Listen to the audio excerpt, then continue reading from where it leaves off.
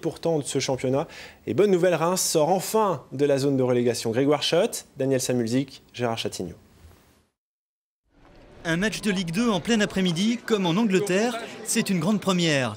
Une atmosphère british qui se transpose sur le terrain, avec du spectacle, cette première occasion pour un sur la transversale.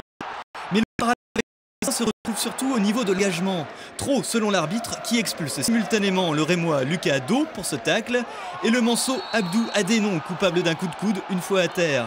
Les deux équipes vont donc jouer à 10 pendant plus d'une heure. Ça a perturbé les deux équipes parce qu'après le jeu a eu un peu de mal à se remettre en route. Il a fallu attendre la deuxième mi-temps, mais bon, la deuxième mi-temps, on a bien vu tout de suite qu'on avait pris dessus sur cette équipe. Il fallait être patient.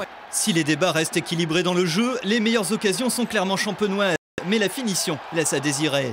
L'entrée en jeu de Julien Toudic débloque la situation. 68e minute, l'attaquant rémois trompe malicieusement Didier Ovono pour l'ouverture du score.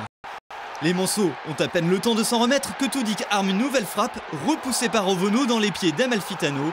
2-0 pour Reims. Et bientôt, 3-0 sur un contre parfaitement conclu par Julien Toudic, sans contestation, l'homme du match. Evian, Reims accroche encore un ténor de Ligue 2. Si on veut gagner des matchs, on veut s'en sortir, ça passe par les duels. Et après, on sait très bien que des occasions s'en créent à chaque match. Et ce soir, c'est ce qu'on a fait, on a su les concrétiser.